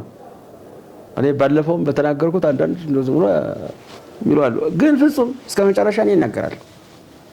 የአባቶችን ድንበር እንጠብቅ። አልተጠበቀም። እኔ እነዚያን ያስተዳደር ችግር ያለባቸውን አለዚያ ደግሞ ምናማቸውን የሚያደርጉትን አይደለም። እነሱ እንግዲህ እግዚአብሔር ከፈቀደላቸው እግዚአብሔር ፈቅዶላቸዋል። መቼም እግዚአብሔር ሳይፈቅድ የሚደረግ ነገር የለም። ሌብነትንስ እግዚአብሔር ይፈቅዳል ይባትሉኝ። እንግዲህ ያልፈቀደው ነገር ባይፈቅድማ ወዲያው ያንቀዋል ነበር። እንግዲህ ለፈተና የመጣ ነው። ያን ተከትሎ ግን አሁን አገልግሎት እየተበደለ ነው። አገልግሎት እየተበደለ ቤተክርስቲያን ነግሬያቸዋለሁ። ሊቃውንቱ ፈልሰው መጥተዋል። ከትግራይ፣ ከአክሱም፣ ከትላልቅ አድባራት፣ ከጎንደር፣ ከላሊበላ፣ ከጎጃም፣ ከሸዋ ፈልሰው በሙሉ አዲስ አበባ ገብተዋል። አዲስ አበባ ግን ሲገቡ ሊያገለግሉና ሊያስገለግሉ ነበር። ደብዳቤዎቹ እንደዚያ ነው የሚል የሁላችንም አለ በቅንነት እንድታገለግል ነው። አሁን እንደው ሰነድ ሸጥቃ እንዳትሉኝ እንጂ ጥቁልን ዝም ብዬበት ይሆኑ ተው አገልግሎት መጓደል እየታየ ነው። አገልግሎት መጓደል ለምን ነው የማታገለግሉ ሲባል እንደ ገንዘቡ ማን ነው የሚጫወትበት ነው። የገንዘብና አገልግሎት ፍጹም አይገናኝም። ፍጹም ግንኙነት የለውም። አባቶቻችን ገንዘብ እየተከፈላቸው አይደለም የሚያገለግሉ። እኔ በ50 ብር ነው የተቀጠርኩት። በ50 ብር ሰጠው የነበረው አገልግሎት ዛሬ 20 ምናምን ሺህ እየተከፈለኝ አሁን አላገለግልም። በረከት ከኛም እየራቀ ነው። የተረኛ አይደለሁም የሚባል የዓመት ፈቃድ ነኝ። ቀለምን መልስ ሲባል በአባቶቻችን አልተለመደም። ቅድም ነገር ያለው ሲቀጣ አሁንሳ አይቀጡም አለቆቹ አይቀጡም ትተዋል። ይሄንን አይቀጡም ብቻ እነሱን አትንካቸው እንጂ የክርስቲያን አላገለግልክም ተብሎ አሁን ሳይቀጣም አይቀጣም። ይሄ ግን በረከት አይደለም፣ መርገም ነው። መርገም እያስቀጠለ ነው ቢል አይደለም። ወጣቶቹ እኔን ራሱ ተቆጣጣሩ ማስገለገል አለባቸው። እኔን ራሴን በአሮጌው በሆነ ሲሄድ መኝታ ሰጡኝ ሽንት ቤት ይኑር ነው እንጂ ማለት አላገለግልም ማለት ፍጹም አይገባም። እና አገልግሎት እየተቆጠረ ምዕመኑ ማያውቅም። ዙን ህንጻ ቤተክርስቲያን ነው የሚሰራው። ሰው ምን ህንጻ ቤተክርስቲያን ምን ያደርጋል? በወርቅ ተሰራ፣ በአልማዝ ተሰራ፣ በሸንበቆ ተሰራ፣ የሚቀድሰው ስብሐተ እግዚአብሔር ነው። ይሄን ወጣቱም ልብ ሊለው አልቻለም። ምንም ሊል ይችላል። ወንድሞቼ ካህናት፣ ሊቃውንት ማንንም ድምጽ ከግራም ከቀኝም ሳናይ የሰውን ኃጢአት ሳንመለከት የሰውን ጥፋት ሳንመለከት ጥፋቱን እንደ እግዚአብሔር ለኛ ለእግዚአብሔርኛ ዳኝነት እናስተምር ነው። ጊዜውን ጠብቆ የሚሰራውን ይሰራል ክርስቶስ። ይሄ የሚሆነው ግን አገልግሎቱን ቀጥሎን እያገለገልን ከሆነ አሁን የዛሬ 3 ዓመት የተቀጠረው ደብተራ 6 ሰዓት ይደውልትሮ 9 ሰዓት ነው የሚለው። 9 ሰዓት ተደውሎ ምን ቃል እግዚአብሔር ነው የሚባል? ቃለ እግዚአብሔር አሁን በትግል ነው እንጂ በፈቃደኝነት አይገለገልም። ይሄን ደግሞ እኔ ብቻ አይደለም በየደብሩ አገልግሎት ቀርቷል። አገልግሎት ስንገናኝ ነው የሚሆነው። አገልግሎት ቀርቷል ነው ደግሞ ከዚህ ላይ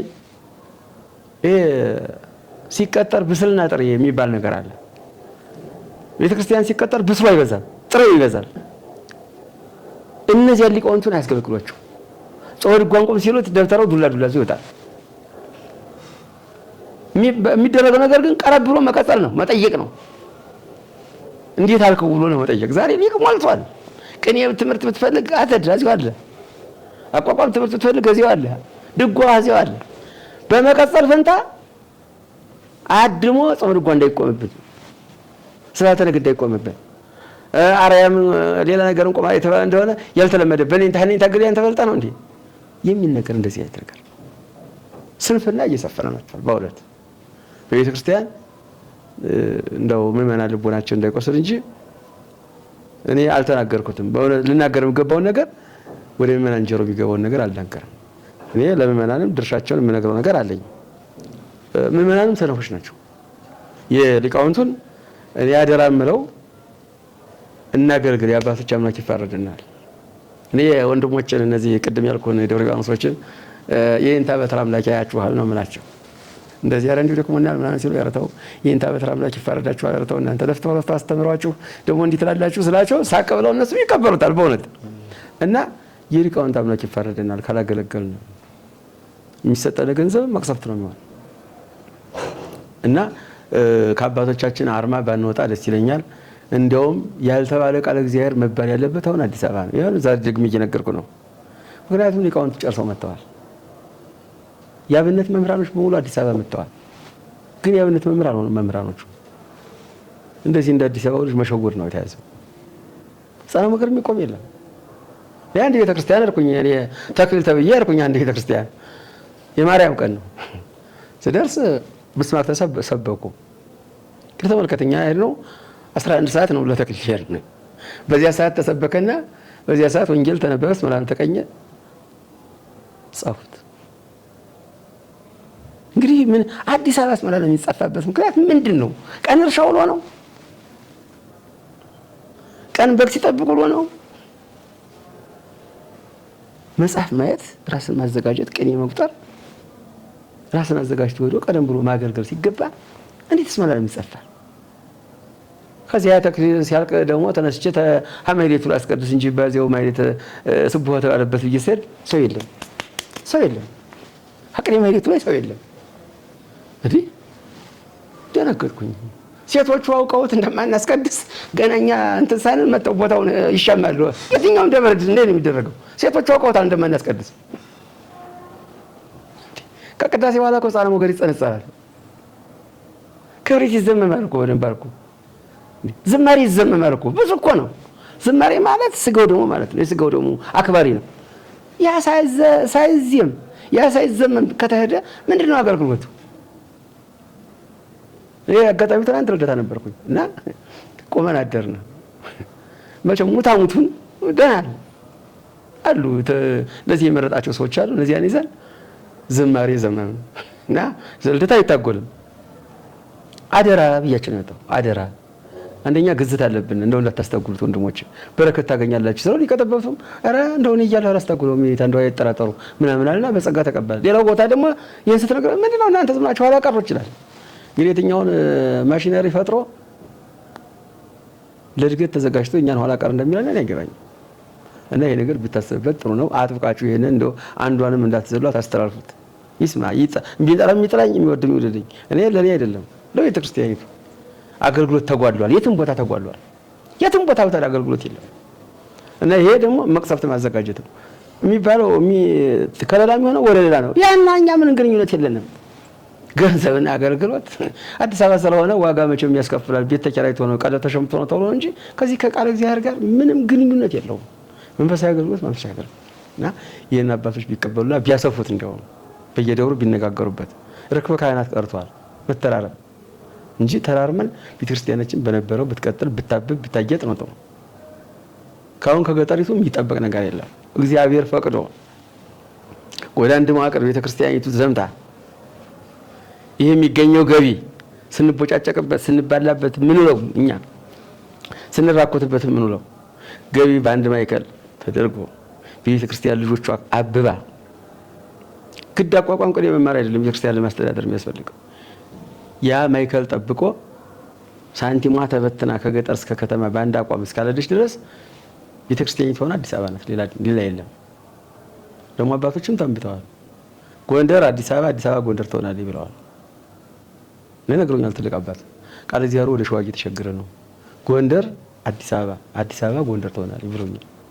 አሁን ሳይ እንደዚያ ነው ሊቃውንቱ ያለው እዚህ እና እንደው ሁሉም ሰው ይስማው እንደግመዋለን እኔ በዚህ ወንተሩም በሊቃውንት ጉባኤም እኔ እናገራለሁ የሚል ቅድ ይዣለሁ። አዎ ሌላው ቤተክርስቲያኒቱ እንደው አበዛባት ወለኝ እንጂ ቤተክርስቲያኒቱ ስነ ጽሁፍን በተመለከተ የሰው መጽሐፍ እየገለበጡ መጽሐፍ ጻፍን ኑ ድጎ ተፈንክቶ አባትየው አሁን የት እንዳለ አይታወቅም። ይሄኛው ዝክረ ቃል ይላል፣ ይሄኛው ማንተስዬ ይላል፣ ይሄኛው ማንተስዬ ይላል። ይሄ ሁሉ ደግሞ ምንድነው የሚደረገው? በሰፈር ሊቃውንት ጉባኤ ቀርቦ ታይቶ ሊቃውንት ተሰብስበው ይታተም ያልተባለ መጽሐፍ ምዕራፉን ከፋፍሎ ይቺ የዘወትር ምዕራፍ ይቺ ጋር አብራም ትባል አንድ ጓደኛ ያለ በጾሟን የምትቆም መጽሐፍ አወጣ። ምዕራፉንና ጾም ልጎና እየይዙ አንተ ክፉ ሰው ነህ አልኩት። ግዛኛ ላይ እንኳን ገዛህ አቅም ቢኖር አቃጥለው ነበር። ምን ክፉ ሰው ነህ? አሁን አንዳንድ ቀን ድጓ እንዳያይ ሰው እንዲያርክታል ጾም ድጓ እንዳያይ ይታረጋል ብዬ ሰደኩት። የጓደኛዬ ነው ቅርቶ እና ይሄ ሁሉ በጣም እየወጣ ነው። እኔ አንድ ሰባቱ ሊቃናት የሚባል ዳው ጨርሰውት እንደሆነ ወይ ሽራውት እንደሆነ አቅም ካንሰር፣ ቡዳ፣ ምቀኛ፣ ተንኮለኛ ምን ትስየው ይልና ከኤችአይቪ ይላል የሚታደገው ኤችአይቪ የሚባል በሽታ በአባቶቻችን አለ እንዴ? ይሄ ባለቤት የማጣት ምልክት አሁን ያዚህ ውስጥ ይገባል። እና ይሄ እየተደረገ ኧረ ተው ተብሎ በማስ ሚዲያው እንኳን ውግዘት ደርሶበት የማንም ያለ ድርሻ የሆነ ነገር እንዲህ እንዳታረግ የሚያጽፈውን ሰውዬ ተግሳጽ አይደርስበትም። ይሄ ችግር አለ። ቤተክርስቲያን ችግሯማ ተወርቶ ያልቅም። እንግዲህ እግዚአብሔር ደግሞ ወደፊት ከኔ የተሻለ ሰው ተናግሮ የሚሰማ ጸሎተኛ ሰው እግዚአብሔር ይፍጠርላትና በአግባቡ ይጠበቁ የሚል መልእክት አለኝ። ምዕመናኑም አንድ ድክመት ይታይባቸዋል። በይበልጥ ወጣቱ ቃላዋዲ አባቶቻችን ታላላቆቹ ያስቀመጡት ከምዕመናን መረጣሉ። ሰው ካጎይ የሰንበት ተማሪ አለ። ግን የመንገድ የለሽነት ስራ ይሰራል። ቤተክርስቲያን በቄስ ብቻ፣ በመነኩሴ ብቻ፣ በዲያቆን ብቻ፣ በደብተራ ብቻ ተተዳደር የሚል ህግ የለም። ምዕመናን ናቸው የሚያስተዳድሯት። እኛም አገልግል ነው የተሰጠን። ግን እያወቁ እየሰሙ እያዩ እንደ ቄሶቹ ምን ያደርጋሉ? ቄሶቹ ለምን እንትን ይላል? የሰጡትን ሀብት እንኳን ተመልሰው መጠበቅ ያለባቸው ምዕመናን ናቸው ተደራጅተው። ግን እንደው አንድ 3-4 ይገቡና ከጅሩ ነገር ውስጥ ይሰማሉ። ዝም ብለው ቤተክርስቲያን እንስራ ብለው የጀመሩ እንደሆነ 2 ዓመት የሚያልቀው ቤተክርስቲያን 10 ዓመት ያቆዩታል። ምንድነው ስንል ምክንያቱ ሌላ ነው። ገቢውንም ባግባው አይቆጣጠሩም። አንዳንዴ ይሄ መሆን የለበትም። አንዳንድ ቦታውን ተጀምሯል። ጥሩ ነገር ተጀምሯል። ሙስናን እየተዋጉ ያሉ ሰብካቢዎች አውቃለሁኝ። በስነ ስርዓት ገንዘቡን ተቆጣጥረው በስነ ስርዓት እያደረጉ ካፒታል እያጠራቀሙ ያሉ አሉ። ምዕመናኑ ከኋላ ደጀን ሆኖ ያግዟቸው ይገባል። አያገባኝም የሚል ነገር ካንተ ጀምሮ ያገባኛል።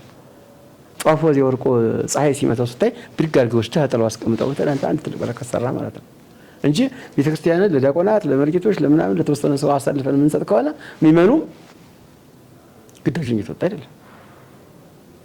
አገልግሎቱንም በአግባቡ ይጠይቁ። እየተገለገልኩ አይደለም ብሎ መጠየቅ አለበት። ለቤተክርስቲያኒቱ እነሱ የሚገባውን አገልግሎት መስጠት አለባቸው። እና ሰንበት ተማሪ ማህበረ ቅዱሳን ይህ ውጤት እያየሁ አይደለም። የተሰራች ሱቅ መካፈል ነው እንደ ውጤት ማምጣት ማለት። ያችን ሱቅማ አንዱ ዲያቆን ይሸጣት ምን ችግር አለው? እና የምዕመናን ተዋጽኦም እያነሰ ነው። የግድ የለሽነት እኔ ራሴ ልስጥ እንጂ እኔ እንደፈለጋቸው ያርጉት እንዲህ አይባልም። ክርስቲያን ነው መታገል አለበት። መንፈሳዊ ትግል ስህተቱን ማረም አለበት። ይሄ ዲያቆን እዚህ ያለ አልባለ ቦታ አይቼዋለሁ። አስተዳደሩ ምክር ይስጠው፣ ይገደል፣ ይቆረጥ፣ ይታሰር፣ ይገረፍ አይደለም እኮ ይሄ ነውር ነው አይባልም። ነውር ነው። ይጸለይለታል። ጥፋት ለሚያጠፋ ሰው ጸሎት ነው የሚጸለይለት። እግዚአብሔር ይቅር ይበለው ወደ አሚነ ስላሴ መልሰው ነው እንጂ የሚባል ጭከና አይደለም። ታዲያ ምዕመኑን ዝም ብሎ ካየ፣ እናቶችም ዝም ብሎ ካዩ፣ ካህናቱም እኔ እቺ የምትጣለትን ነገር ጣል ሲደረግለት ዝም ካለች ቤተክርስቲያን ምን ትሆናለች? ማንም ያስተዳድራት ወደፊት። ይሄ የምዕመናን ጉባኤ ያስፈልጋል። እርግጥ ፈተናው ቀላል አይደለም።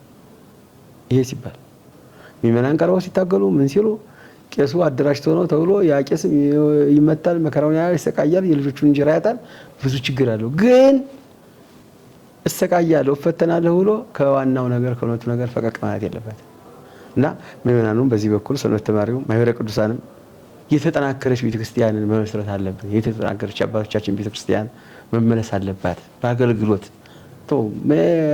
ብር መከፈሉ አይደለም፣ እሱ ሰውኛ ነው። ብር መከፈሉ አይደለም፣ እግዚአብሔር በሚያበላ ያበላል። እንደነበረች ግን መገልገል አለባቸው።